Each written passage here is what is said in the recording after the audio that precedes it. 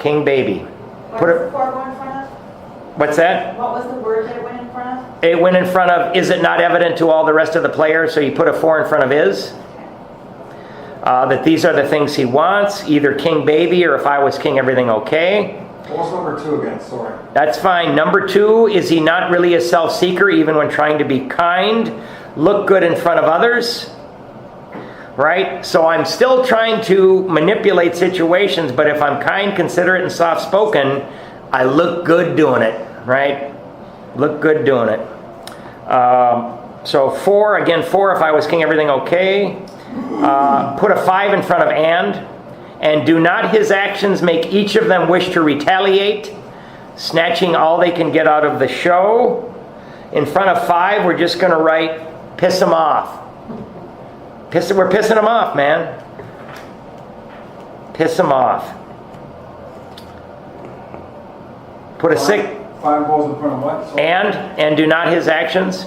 Okay. And then 6 goes in front of is he not. Is he not even in his best moments a producer of confusion rather than harmony? So put a 6 down at the bottom and write stir the pot. Stir the pot.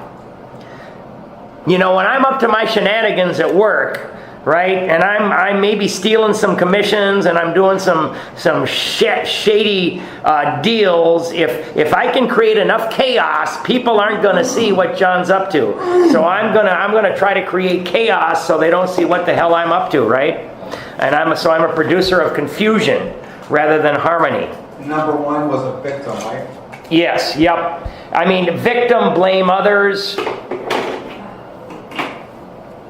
And there, of course, there's some other things. So let me just see what I got here. That is mean. You bet, man. Questions of delusions. So I'm going to talk about number 3.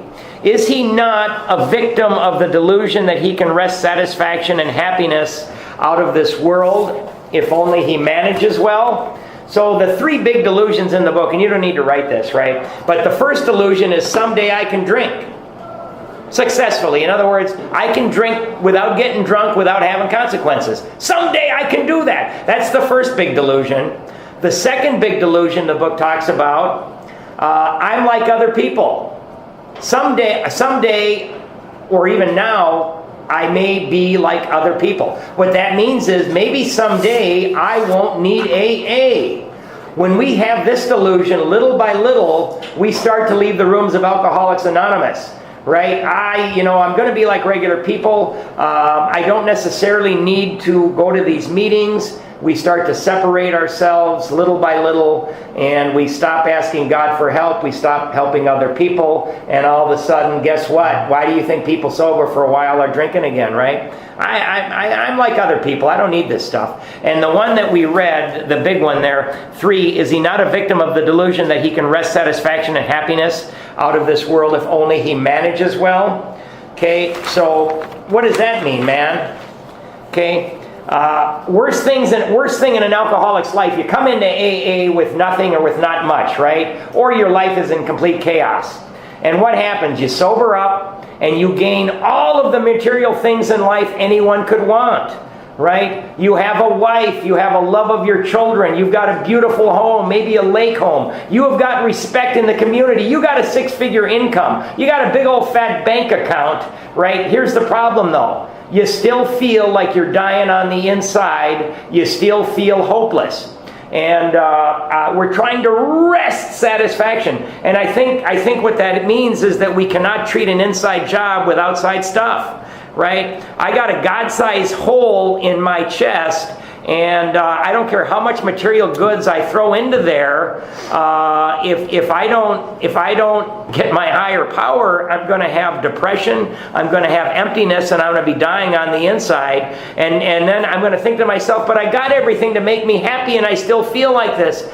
There's no hope for me. I either I'm going to drink again or I'm just going to put a bullet in my head, right? So that's why we see some sober people taking their lives. That's why we see people with 10 years sobriety go back to drinking. They're trying to treat this inside job with outside stuff, right? And they're separating themselves from the rooms of Alcoholics Anonymous, right? And now and again, sometimes I start to think that way because I'm not, that's why I keep doing these code blues, because if I start thinking, John, your primary purpose of staying sober and helping other drinks is no longer your primary purpose, right? That if that happens to me, all of a sudden, John, your primary purpose is John. Now, if my primary purpose is John, I'm in deep trouble because that's what got me into this mess in the first place. So what I got to do is I got to say, stop it. And I got to maybe do another code blue. I got to get another couple of sponsees. I've got to resurrender and start helping God's children, right? And now if I do that, I'm going to get right back into it. So it's kind of weird, the way we go. We're like a balance scale. So we got to remember that our primary purpose of staying sober is to stay close to God and to help other drunks, right? So let's see if there's anything else here. All right, so back to the book. Highlight, our actor is self-centered, egocentric. We're self-centered, egocentric. Next to that little sentence that we highlighted, write the whiner. The whiner, that's W-H-I-N-E-R, right? W-H, the whiner. As people like to call it nowadays, okay, right? He is like the retired businessman who lolls in the Florida sunshine in the winter, complaining of the sad state of the nation. The minister who sighs over the sins of the 20th century. The home group member who thinks he knows best. Right? I've been there. I'm not, because all of us, right? Politicians and reformers who are sure all would be utopia if the rest of the world would only behave. The outlaw safecracker who thinks society has wronged him. And the alcoholic who has lost all and is locked up. Whatever our protestations, highlight the next two lines, are not most of us concerned with ourselves, our resentments, or our self-pity. Okay, so these guys, I think what they've done, all of these people, that's where you get the I in alcoholism, right? Because all of these people, what they have in common is they are separating themselves from the rest of the world, and they're doing it through their judgment. They're sitting back and they're judging everybody else to be wrong. And when we do that, we separate ourselves, and we can get into some serious trouble when we do that. They did an informal study at an insane asylum, and I don't even know who it was, but one of the doctors went into these are crazy folk, right? And they asked all of them, these guys that were locked up and women, they said, would you rather be right or would you rather be free? Right? Now they're asking these crazy folks, and something like 90% of them said that they would rather be right, than rather get out of that insane asylum. Right? There was a study, and I wish I could remember where I saw it, but there were these toddlers, and these kids, right when they just became able to maybe talk slightly and do things, and they gave them jelly beans to one kid, and they sat other kids across from them, and these kids would give the other kid more jelly beans, right? Bring the same kids back 4 years later, the same kids are taking more jelly beans for themselves. Their self-will is starting to come out, right? Rather than they're what we should do is, to give more to other people. It's quite interesting. So when I make a judgment, right? I'm good. Don't get me wrong. I'm good at judging, man. I make a judgment. I am right. And you know what? If I make a judgment and I make a statement, I did this at work last week, right? I have to defend, justify, and rationalize because I don't want anybody to know that I'm wrong. But you know what? If I ever have to defend, justify, and rationalize anything, I know that I am wrong because if I'm right, I don't have to do that. If I'm right, the circumstances will speak for themselves. So that's just an interesting little deal there. All right, so really quick, we're going to go to, you don't need to write anything down, but get out your basic instinct sheet that you got. Okay, so this is what makes up self, right? The basic instincts of life, okay? So all humans have or are born with three basic instincts of life. They're God-given and they're absolutely necessary for the survival of the human race. Therefore, they're good. The first one is the social instinct. To be liked, accepted, and respected by others. People come together in groups They need to do this, right, to prevent their desires, to prevent a dog-eat-dog anarchy, right? So it's companionship to belong or prestige to be the leader of. We've got self-esteem, what we think of ourselves, high or low, based on what others think about us or what we think others think about us, right?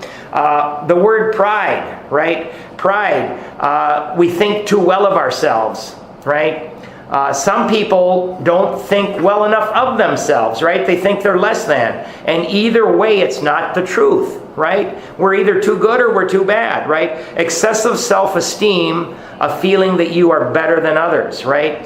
So for some of us, this creates in some humans an insatiable desire for more and more power, more and more recognition. And when we're not getting it fast enough, we're going to take shortcuts.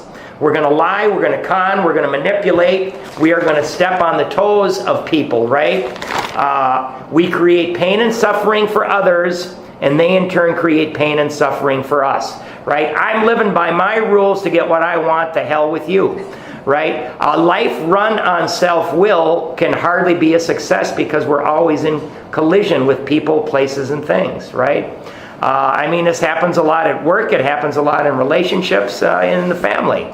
We've got the security instinct, right? We all live one day at a time. We all stay sober a day at a time, but everybody's got an insurance policy. All humans want to be secure in the future. Food, clothing, shelter, what we need to survive. Otherwise, we would die out next winter. And the world is going to teach us what we need to be secure. And we must sacrifice and sacrifice to get it. And we cannot blow it all today or we will not be secure tomorrow. Once we reach a goal, we feel great, right? We work. We get the new dress, the new shoes, the new suit, the new car, the new house, the new lake home, the new business. We strive, we work. And we got a great feeling when we reach our goal. But the problem is, that feeling is only temporary, and as soon as we get it, we see that the neighbor's got a bigger house. We got to start on a new goal, right? For me, right, they got the big old ranking, at the tile shop, top salesman in the company. You work, you strive. I see my name at the top. I go, ha ha, right? That's on the 31st, right? I wake up the next day and it's the 1st again. I got to do it all over again, right? And we're not getting it fast enough, right? We're not getting it fast enough. That's, again, we lie, we cheat, we con, we manipulate. We cause pain and suffering for others. They retaliate. I steal those deals to be number one, right? Because as social, I got to be on top, but also security, I need the money. Others retaliate and cause us pain and suffering. And when they do that, I say, poor me, those sons of bitches, I'm a victim. The third instinct is the sex instinct. All humans have the desire, right? Or the race would die out. What a great feeling upon, both emotionally and physically upon the successful completion of the sex act. But it's only temporary, right? As soon as we're done, we start thinking about doing it again. It's so pleasurable and exciting, we immediately think about doing it again, doing it in different ways, different positions, and then with different people. Right? Next thing you know, we're doing it at the wrong time, the wrong place, the wrong person. We create pain and suffering for others. They retaliate and create pain and suffering for us. Right? Crazy. So the fulfillment of these things can be so pleasurable that all humans from time to time will overdo in one or more of these areas. We create pain and suffering for others. Self-will comes from these basic instincts. For some reason, we alcoholics tend to overdo more than other people, and we create wrongs. So we're going to see that incorrect judgment is one definition of a resentment. We're going to see that incorrect perception, right, or incorrect believing is what a fear might be. Incorrect treatment of others is the harms and the hurts that we do other people. So we're going to be looking at all of these things when we start to do our 4th step. And it's easy to spot a self-centered, selfish human being running on self-will rather than God's will. They're always madder than hell. Damn him. Damn, they can't do that to me. Right? And they're always scared to death. Oh my God, what's going to happen to poor me? And you know what, man? When you're an alcoholic and you're at the end of the road or a drug addict, you can't depend on God. You can't depend on other people. You're reaching the end of the road and you can't depend on yourself. Scared to death. We are scared to death. So a selfish, self-centered person, in order to fulfill the basic instincts of life, are always overdoing it and causing harms and hurts for other people, right? Nutshell, basic instincts of life. So, all right, we got time, we're going to finish. So, we're going to highlight, we're back to page 62. We're going to, at the top of the page, let's write self-seeking equals looking good in front of others. Self-seeking, looking good in front of others.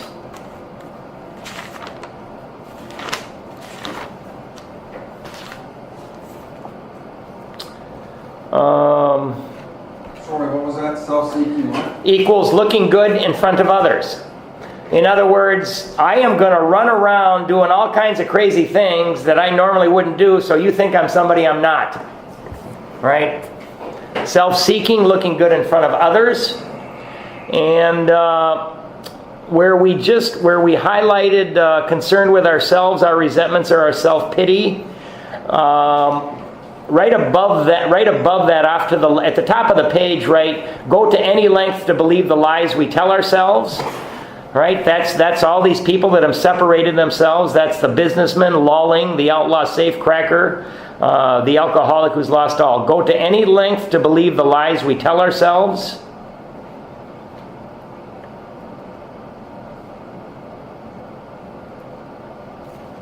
And where it says are not most of us concerned with ourselves, our resentments, our self-pity, you can write me, me, me, me, me. Right? Everybody else is singing do, re, mi. I'm singing me, me, me, me. So, selfishness, we highlighted the 4 lines. Selfishness, self-centeredness, that we think is the root of our troubles. So we're highlighting the first 4 lines there. Driven by 100 forms of fear, self-delusion, self-seeking, and self-pity, we step on the toes of our fellows and they retaliate. Okay, so next to that, off to the left, we're going to write self-delusion is thinking I know. Right? Thinking I know. I honestly believe that I knew best about just about everything. You know, it's funny, before I worked these steps, somebody asked me advice on something, and I know nothing about what they asked me, but I thought I knew enough so I would make up an answer.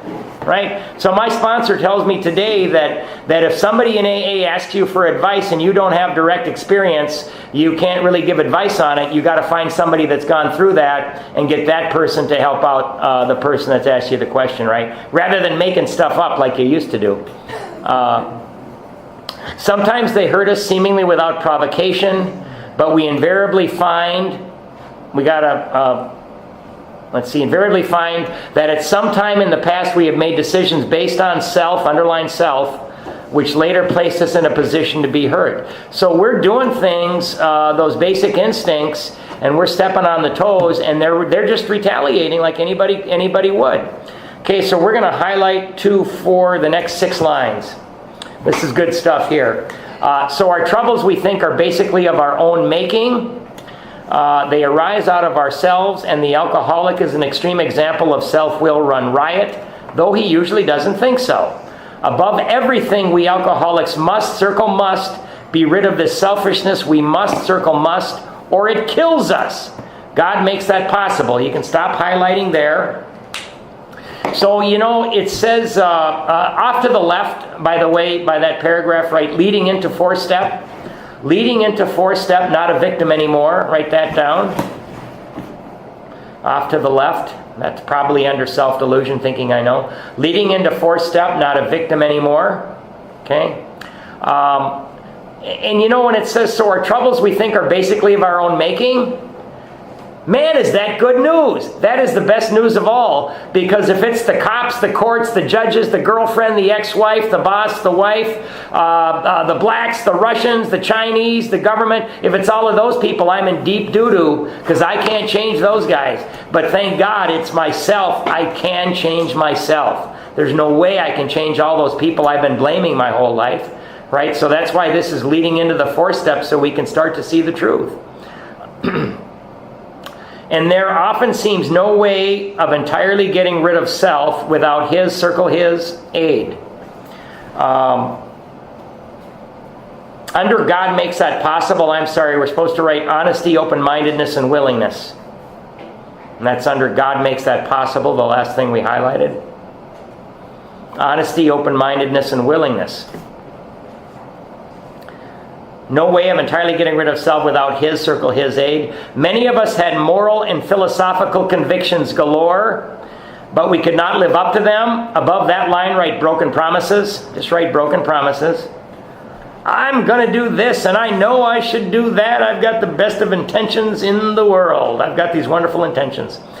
Could not live up to them even though we would have liked to. Neither could we reduce, underline, our self-centeredness, just that, much by wishing or trying, underline, on our own willpower. Okay, underline those 4 words. And then highlight the next sentence. We had to have God's help. And circle the word had because that's a must. Okay? We got to have God's help.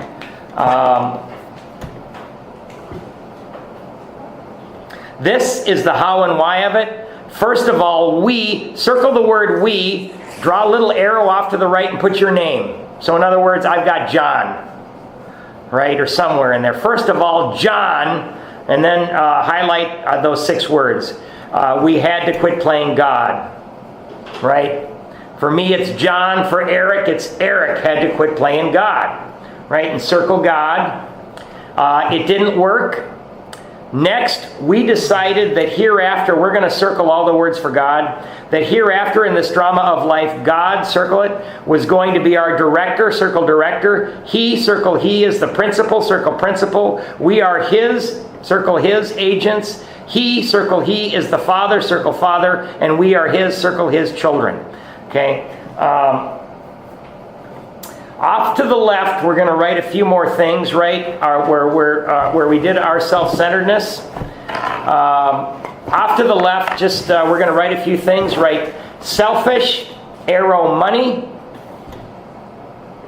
What was that, selfish? Selfish equals money, or just I put in a little arrow. Selfish, arrow, money. Self-centered, arrow, it's about me. And then under that, fear that people won't do what I want them to. So selfish, arrow, money. Self-centered, arrow, it's about me. Fear that people won't do what I want them to. And then we're going to keep writing. Selfishness equals me not getting what I want out of life, relationships, work, family, ... Stop. Selfishness. Selfishness equals me not getting what I want out of life, relationships, at work, family, ... So we're getting a couple of definitions of selfishness.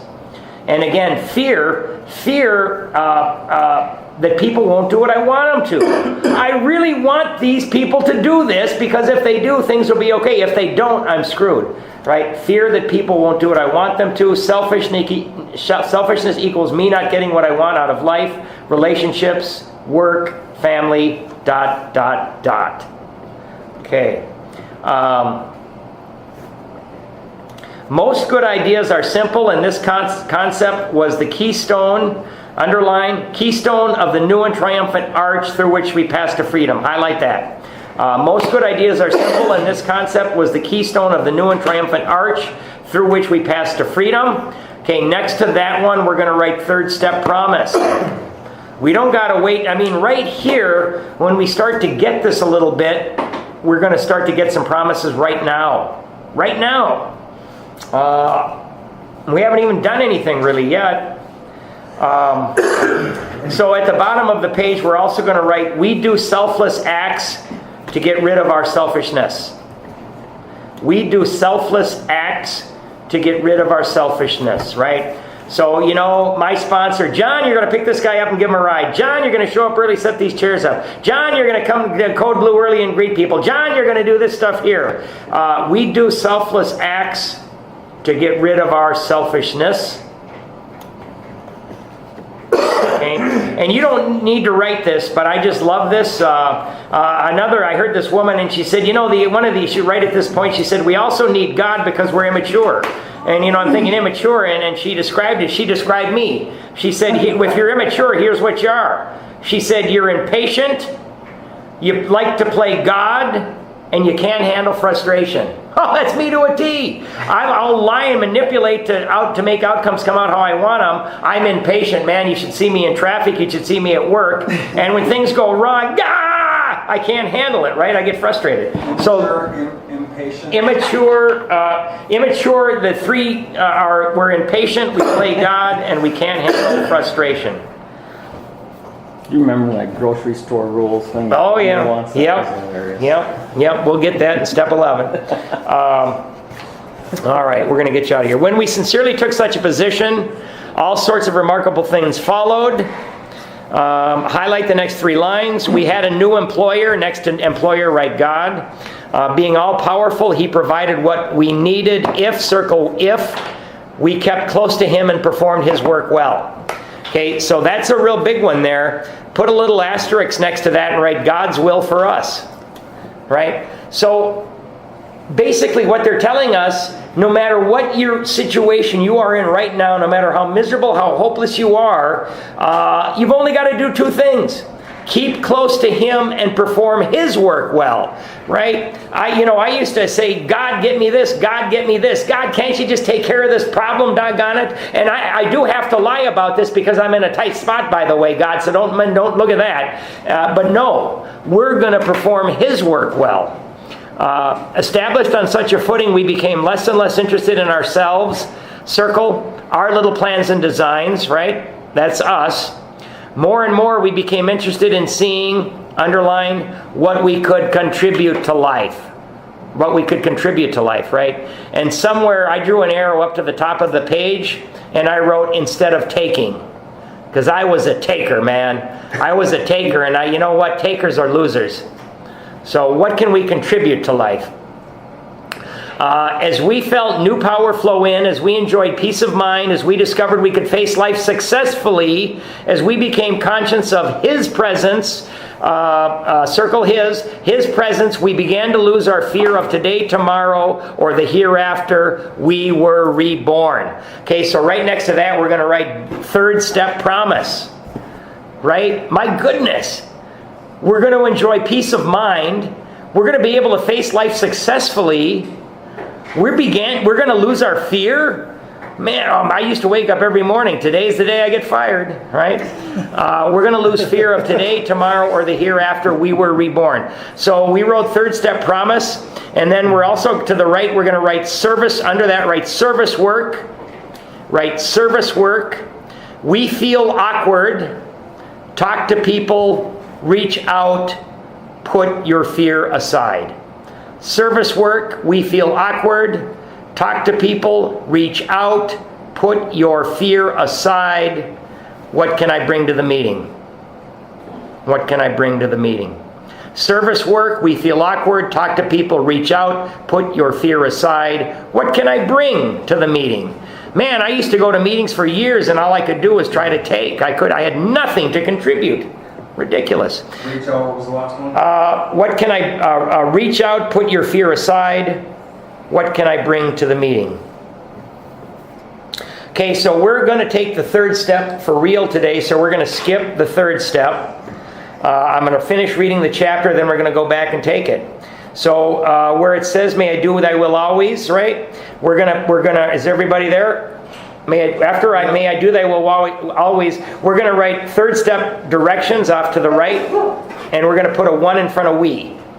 So that's why I wanted you guys to read this page, right? So put a 1 in front of we. We thought well before taking this step, making sure we were ready. Okay, put a 2 in front of that we could at last abandon ourselves utterly to Him. And again, next to those are the 3rd step directions. And then put a 3 in front of we, and highlight the next 4 lines. We found it very desirable to take the spiritual step with an understanding person, such as our wife, best friend, or spiritual advisor, but it is better to meet God alone than with one who might misunderstand. Okay, that's 3. Stop highlighting there. The wording was, of course, quite optional so long as we express the idea. So that means you can write your own third step prayer as long as it includes every little thing that he's got in that one. But I didn't think I could top it, so I didn't do that. Put a 4 in front of voicing. Voicing it without reservation. Right? Voicing it without reservation. This was only a beginning, though if honestly and humbly made, an effect, sometimes a very great one, was felt at once. After that, write another promise. Another promise. Okay, so we're going to highlight the next 2 lines, and we're not going to turn the page. Next, we launched on a course of vigorous action. Circle vigorous action. Next to it, write 4 through 12. 4 through 12. The first step of which is a personal house cleaning. Next to that, write step 4. Step 4. Okay, at the bottom of the page, we're going to write spirituality is following a set of rules. Spirituality is following a set of rules. And then somewhere else down there, let's write, don't inflict our opinion of God on others. Very important. Don't inflict our opinion of God on others. Remember, it's everybody's own idea of this, whatever it is. Don't inflict our opinion of God on others. At the bottom, you've got spirituality is following a set of rules. We're almost done, and I've got some notes here.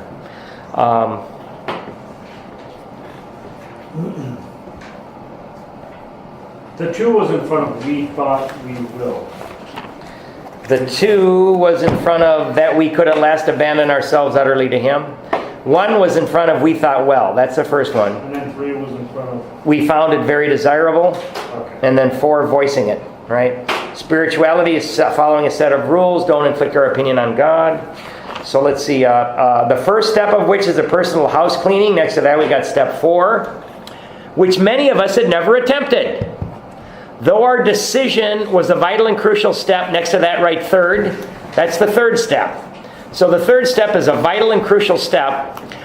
It could have little, we're gonna highlight to the end of the paragraph. It could have little permanent effect unless at once, and circle at once, followed by a strenuous effort to face and be rid of the things in ourselves which had been blocking us.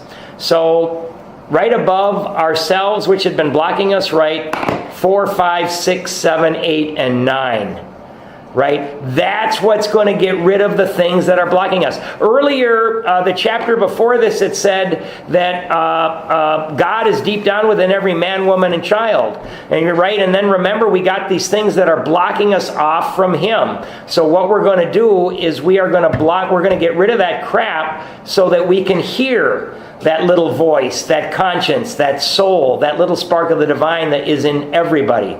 And just highlighted to the end of the paragraph, our liquor was but a symptom, so we have to get down to causes and conditions. So we're going to write stop week 7, okay? But we still got a few notes. Off to the left, by the way, let's write anger and fear blocks us from God. Anger and fear blocks us from God. Right? I mean, and I'll talk about that next week when we get started on the 4th step, but it blocks us off. So I'm going to tell you just a quick little story, and I'm going to probably screw it up.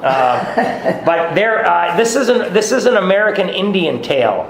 And a young brave goes to the medicine man, and he says, "Oh, wise one, sometimes I feel good about myself. I'm relaxed, I'm peaceful, I'm loving, and I feel like I'm part of the tribe. But at other times, oh wise one, I feel apprehension. I feel fear. I feel like I'm alone and I'm angry and I'm not part of the tribe." He said, "What is going on?"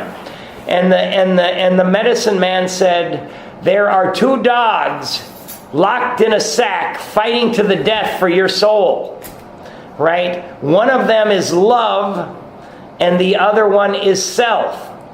Right?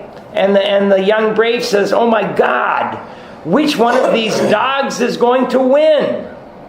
And the medicine man said, the one that you feed, right? So when our head says, they're not going to love me. This is going to go wrong. I shouldn't go make that amend. This is going to go horrible. I'm a lousy person. That guy is a son of a bitch, right? We feed that. We dwell on those things. We're feeding the dog of self, right? Now, when our sponsor says, you go pick those guys up, bring them to the meeting. You get started on your 4-step. You show up to work. Well, I got some of the things right here.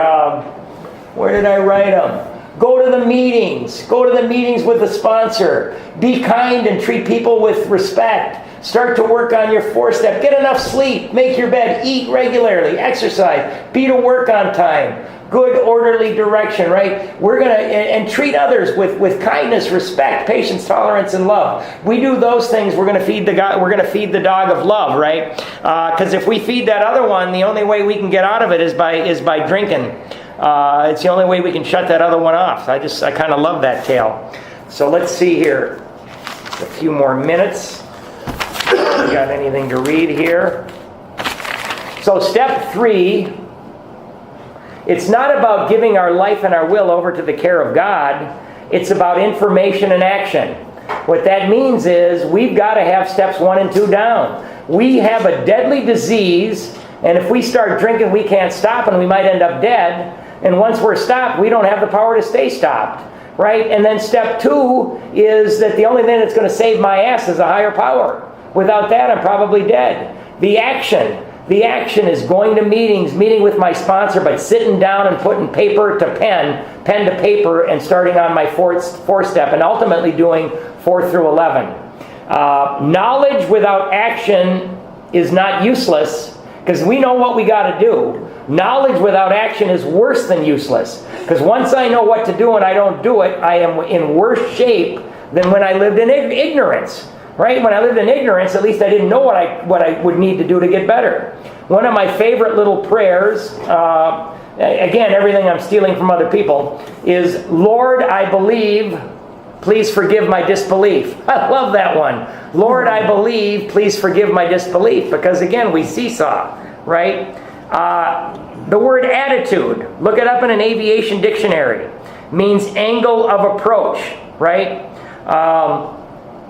So what we can do is we can move things from beyond my control into my control, right? For example, my attitude about you is how I act towards you. My angle of approach towards you, right? So I got this old duffer, right, at a meeting, and never worked a damn step in his life, and I don't like a damn thing that guy says, and he's screwing things up, doggone it, he shouldn't even be at these meetings. That guy is just horrible, he's probably killing people. Now, if that's my attitude, I'm gonna treat him like that. But if my attitude is, you know, this is an intriguing old duffer with some strange ideas, I might learn something from him. I want to listen and hear what that guy says, man. And I'm going to thank him when he's done, because I should hear a different viewpoint other than mine. If that's my angle of approach towards this fellow, I'm going to treat him completely differently than if I do it the first point. The old duffers, you know. So, I mean, our angle of approach towards things can really help us out.